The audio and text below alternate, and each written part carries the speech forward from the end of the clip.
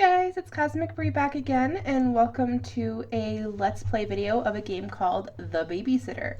This one, the description I am reading on itch.io just because it sounds so interesting.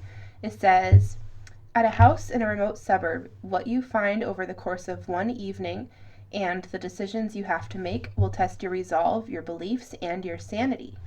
So, sounds interesting. I'm excited to see where this goes, and I want to jump right into it. Alright. Nice title screen, creepy picture, creepy music. I'm excited to start this.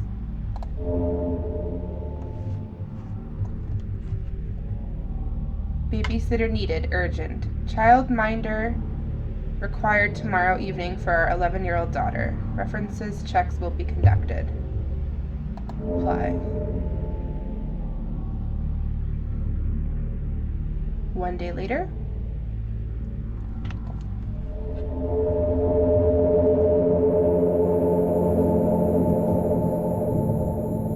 This suburb, Whitefield Groves, is one of the more exclusive neighborhoods in the city, but it's on the outskirts of the town, pretty much in the middle of nowhere. This house, like all the other houses in this neighborhood, is set far apart from its neighbors. This sure is a nice place, with a well-maintained lawn and a pool, although at this hour it does seem a little foreboding. It's just about 7 p.m. and it's already full dark. The house seems quiet. Mrs. Raj, the woman who called you back after you sent in your application, asked you to be here by 7:30 p.m. and had been particular that you be on time. Mrs. Raj told you that she and her husband, Dr. Raj, were going out for the evening and she didn't want their daughters home alone. The fact that the girl is 11 and requires a sitter indicates there may be some issues here. Or it could just be that the child doesn't like being alone at home after dark. That's quite normal. Makes sense. Mrs. Raj sounded like a very exacting kind of parent, the type who is very mindful of every aspect of her child's care. She asked you a lot of questions about your background and your qualifications. She seemed pretty finicky. You can't blame her, really. These days, most parents, particularly the rich ones, pay a lot of attention to their children's upbringing. It is the nature of our times, and it pays to be vigilant. Since you've been registered with the Guardian Angel Child Care Agency for the last 3 years, you've got good references, so you were pretty confident you would get the gig. It pays well, too. Well, you're here. You're about half an hour early, which you hope is not too early for them. You'd better ring the doorbell to let them know you're here.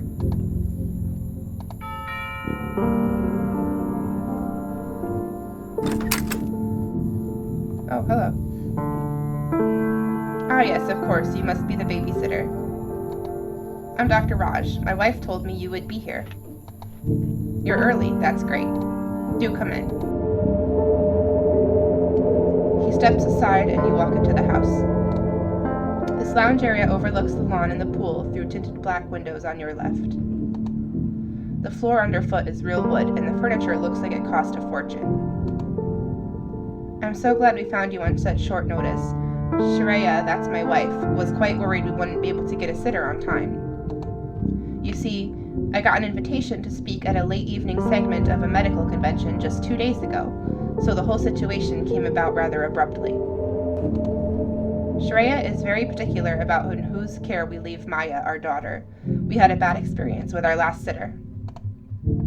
She is very cautious when it comes to Maya. You sense a mild apology in his tone. Yes, I did feel the interview was quite thorough. It's all right. It's important to be diligent when it comes to such matters. Let's go with that. That's very true. I can see why you gained her confidence. I'll go in and tell her you're here. She's just getting ready. I'll then grab my coat and head out to the car, so I'll see you next when we're back. It was a pleasure meeting you. Do make yourself comfortable. Shreya will be out in a second. Dr. Raj leaves you, and you wait for Mrs. Raj, who he referred to as Shreya.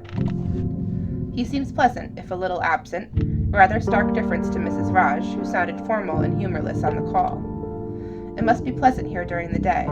The glass doors on your left letting in natural light, But now at night, the windows look out into darkness, and the trees bordering the lawn throw deep shadows. It's understandable now why they would not want their child to spend a late evening alone. The house is large and isolated from its neighbors. The neighborhood itself is rather lonesome. Children, with their active imaginations, can easily get distressed after dark in such an environment, every creak and every night sound taking on sinister undertones.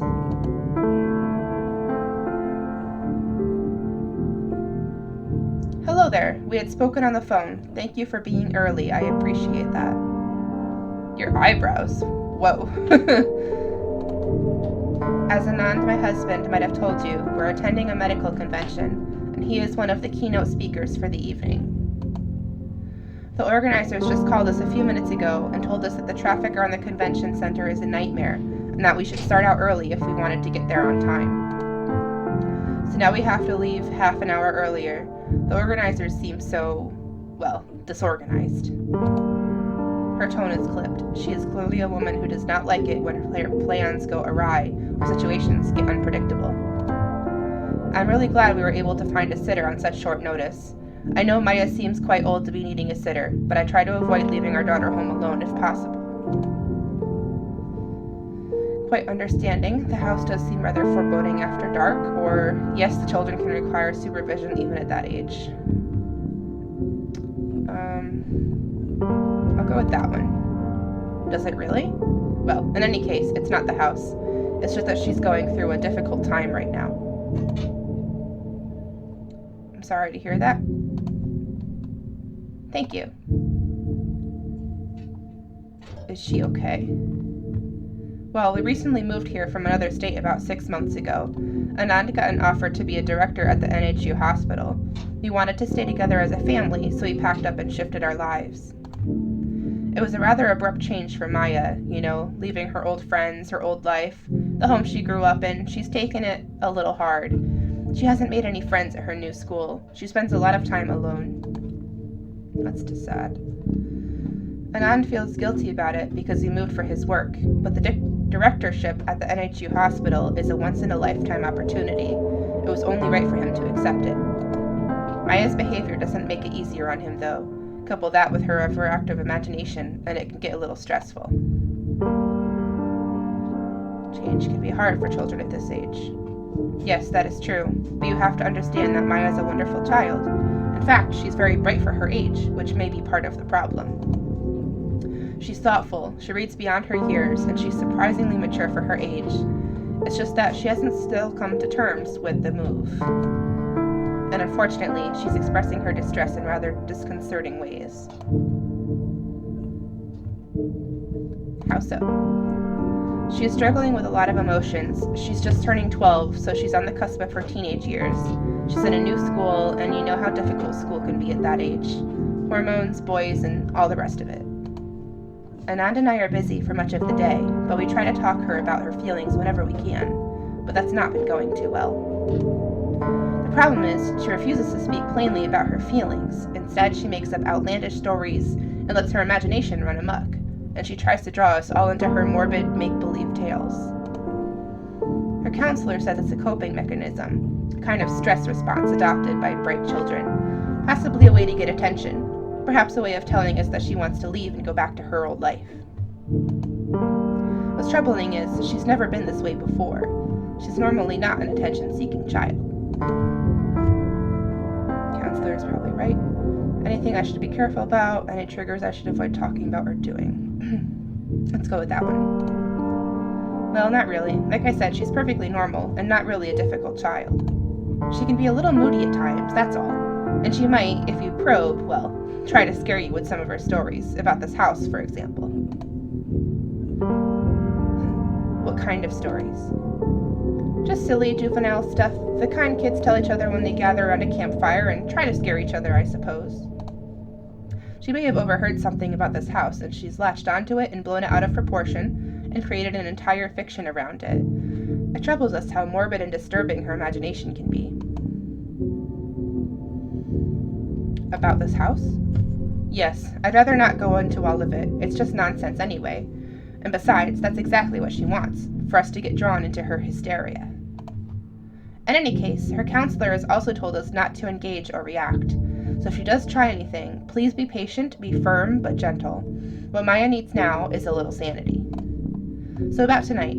She's already eaten dinner and her bedtime is at 9, which is just under 2 hours away.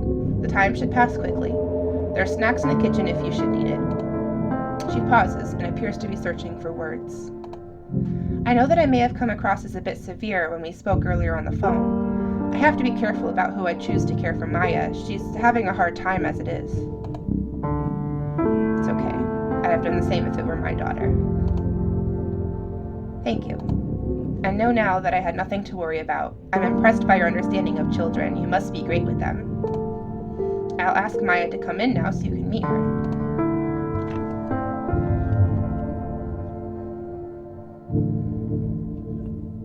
You hear voices approach, Shreya's and that of a young girl's. They are speaking in low voices, but you sense tension and conflict in their voices. The child's tone is brusque and irate, while Shreya's tone is stern. Cool shirt. This is Maya. Say hi, Maya. Maya? Hi. Your voice is so low you can barely hear it. I was just telling Maya that we're only away for about 3 to 4 hours and that she must go to bed no later than 9. She'll cooperate, of course. Isn't that right, Maya? You sense a warning in her tone. Maya? Yes. That mumbled reply again. It's great to meet you, Maya. Right, we have to be off then. If there's anything, please call.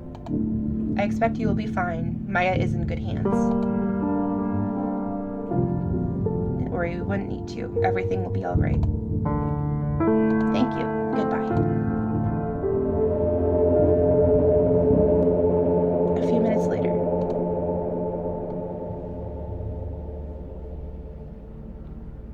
Mr. and Mrs. Raj have left. An awkward silence descends as Maya stares at you with a diffident gaze. There's about 1 hour and 30 minutes to go before her bedtime. All right, I'll stare at you too. What would you like to do?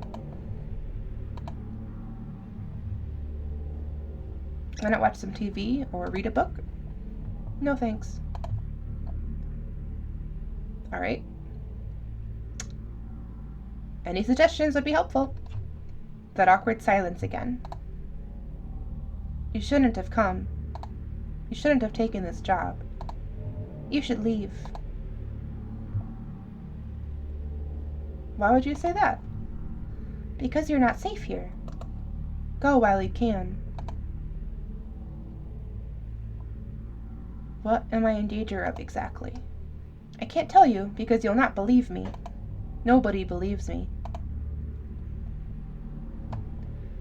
How about we talk about something pleasant? What are your hobbies? I don't really want to talk. I'll go up to my room now. Will you be okay by yourself? Do you want to hang out here instead? Oh yeah, right. I'm old enough to take care of myself, you know. I told them not to get a sitter. It's not safe. I'm sure you can take care of yourself, but your parents just wanted to make sure you were okay.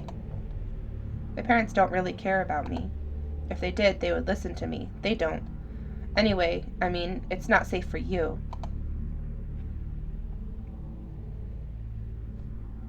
Alright, yes, you already told me that, but what am I in danger from? I just want you to leave before something happens to you. It feels like you're going in circles with her. Well, I can't. You're stuck with me. Alright, at least I tried. I'm heading up to my room now. What are you going to do up there? I'm going to read, maybe write in my journal. What does it matter anyway? Don't worry, I'm not going to burn the house down or anything. Just, look, if you're not going to leave, then just, whatever you do, don't go near the basement, okay? No matter what you hear, don't go near it. Please. Fine with me. Didn't want to do that anyway. She leaves you standing alone. Ouch, that didn't go too well. It was just as Mrs. Raj said. Maya is definitely a troubled child. No sooner had they left than she began to make the situation uncomfortable. You'll just have to ride this out. If she spends the rest of her evening upstairs, things should be fine. You can hang out here in the lounge and pass the time till the parents get back. It should be easy to do. Still, the conversation with Maya has left a bad taste in your mouth. She definitely seems like a bright young girl. It's a pity she's struggling with the pains of the changes in her life. But growth only ever comes from change, and that's something she'll learn over time. You decide to wait it out on one of the comfortable couches here. It sure is as comfortable as it looks. You practically sink into the plush leather. 10 minutes later.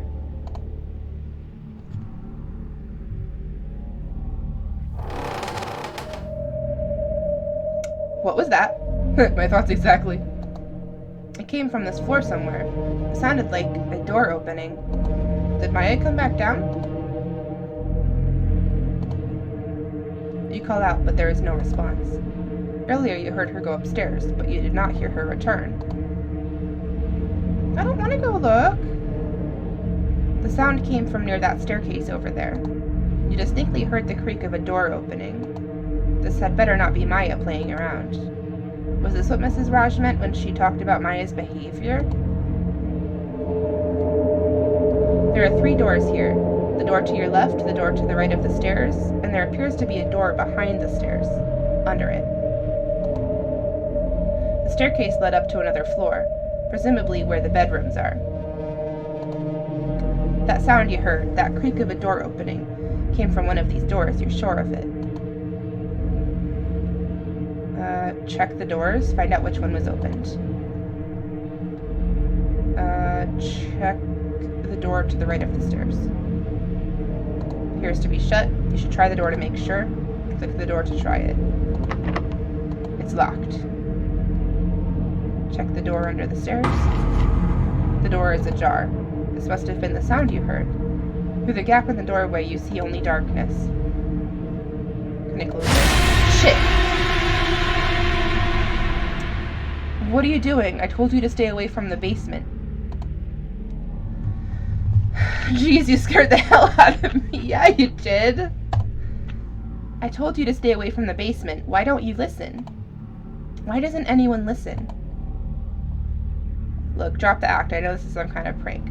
Maya, what exactly is going on? You don't gain anything by doing this. I don't like either of those options, but I guess I'd rather be calm.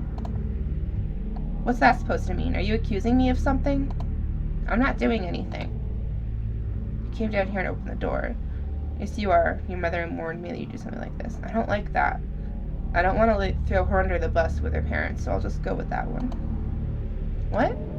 I just came downstairs now. I heard you calling me and I came down to see why. And I saw you near the basement door, even though I told you not to go near it, no matter what you hear. You're saying I opened it? I think you did it. So who opened the door? It wasn't me, okay, if that's what you're saying. You know what? You're all the same. All of you think I'm lying, even my counselor. I'll bet Ma told you I'm making up stories. She tells that to everyone, even total strangers. But I'm not making up stories. I bet she didn't tell you what the real estate lady told us about this house. What's really going on? If I tell you, you'll just call me a liar, and you'll accuse me of stuff I didn't do. So I'm not going to tell you anything.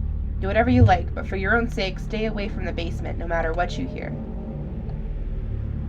What did the real estate agent tell you about the house? Okay, well, great, she's gone back upstairs again. This is so not going well. You're just going to have to ride this out somehow until her parents get home. This is definitely getting uncomfortable. You're telling me. No wonder Mrs. Raj is concerned about the girl. Children express stress in varied ways. You've seen this in children who are going through traumatic changes in their lives, the poor girl. Okay, you better close this door. Not that you're overly alarmed about what Maya said, but the sight of the door is a bit creepy. There, that's better. Back to the comfortable sofa, staring out into the darkness of the lawn. You'll sit tight till her parents get home. A few minutes later.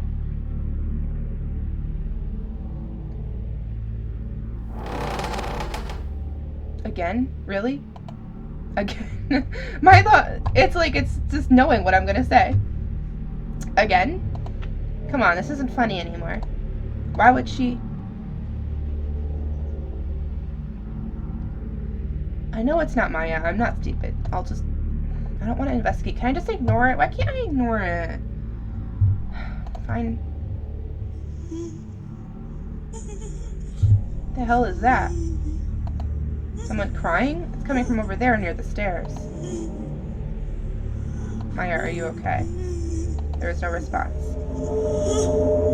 It's coming from the door behind the stairs. Maya? Still no response. This is really aggravating. The sound of weeping is troublesome. The door's open again. The crying is coming from the pitch darkness beyond it. There's no way you're going to open that door. Maya may be in there ready to spring out and scare you, and you're not up for being jump scared. That makes two of us. You don't really want to die of a heart attack on a babysitting gig. That's not what you signed up for. You better shut that door. Phew, the crying has stopped. This can't go on. You better put a stop to it now, or she'll keep doing this all night. By the time her parents are back, you will have died of fright. It's probably a good idea to talk to her, confront her. You could wait right here till she comes out of the basement. She can't stay down there forever. Or you can go upstairs and wait there. When she sneaks back up, you could catch her in the act, and then talk to her openly about what she's doing and why it's not going to help the situation. Let's go upstairs. Mrs. Raj told you to be gentle but firm. Maybe it's time to focus on the firm a little. Talk directly and firmly to her. Ask her about whatever is bothering her. Maybe what she needs is direct talk. Sometimes the best way to address something with children is to get to the heart of the problem. She might open up, and that would make things easier for her.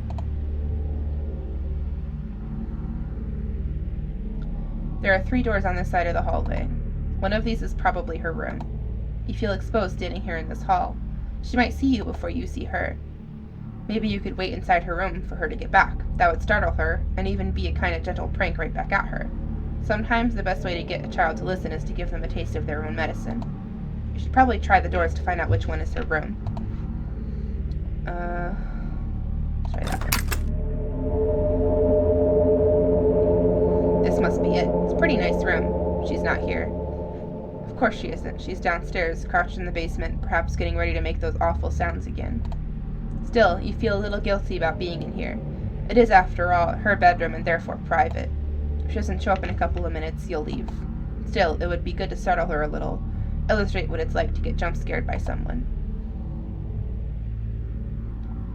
Pretty neat desk for an 11-year-old. Must be where she spends her time studying and reading. There's an open book on the table. Something about that book always draws your attention. It's filled with urgent, handwritten text. Curiosity grips you. You really shouldn't be here in this room, let alone looking at her desk. But something about the writing, about its manic scrawl. The writing is dated a couple of weeks ago. You feel compelled to take a closer look. I heard her again last night, after both Mama and Dad had gone to bed. I was lying in bed nearly asleep when I heard the sound of her weeping downstairs. I knew it would come next, and sure enough, I heard the faint scuffle of her footsteps as she made her way up the basement steps and up the stairs. Then she was in the hall outside my room. I heard the squeak of my room's door handle turn. I stayed under the blankets, my eyes shut tight. Thank God I had locked the door. It has become a compulsive habit and drives Mom and Dad crazy, going around locking every door in the house, maybe from my anxiety. After a time, she went away. So much reading. At breakfast, I told Ma that I heard sounds again the previous night, the weeping and the footsteps. Ma glared at me, and Dad didn't even bother looking up from his plate. Ma said, "I want you to stop this, Maya. It's becoming tiresome and annoying. There's no one else in this house but the 3 of us." "What about what the real estate lady told us before we moved in here?" I blurted. "She said that was a tragic incident, but it happened in this house many years ago. It has nothing to do with us. You're obsessing and imagining things." Ma was almost in tears. I nearly burst out crying. I wasn't like this. In our old life, before we moved here 6 months ago, they used to listen to me and take what I said seriously. Now they no longer believe anything I say. Oh, how I hate this house. But am I going crazy? Is she real? Am I the only one able to see and hear her? Why was that scary to me? Lady in the basement. I remember when I first encountered the lady in the basement. It was just after we moved in. I was alone downstairs and I heard the basement door creak open. I went to check. I went down there and nearly died from terror. I ran upstairs screaming and told Mom and Dad about what I saw. They were alarmed. Dad searched the basement and then the whole house, but he found nothing. All he saw in the basement were the old packing boxes stored there. Oof. Another time, a week later, late at night, I heard her weeping downstairs. I ran to Mom and Dad's bedroom and crawled into bed with them, crying. Dad searched the house again. He searched the basement, even though I got hysterical and begged him not to, and he found nothing. This happened a couple more times. Now they look at me, not with concern, but with suspicion and even anger. Ma thinks to my counselor, that I'm having some kind of breakdown brought on by a move across the country and teenage hormones. It's true that I hate this state. I hate my new school, and most of all, I hate this house. I wish we'd never moved here, but could they all be right? Could it be true that the trauma of change is driving me insane, making me see things?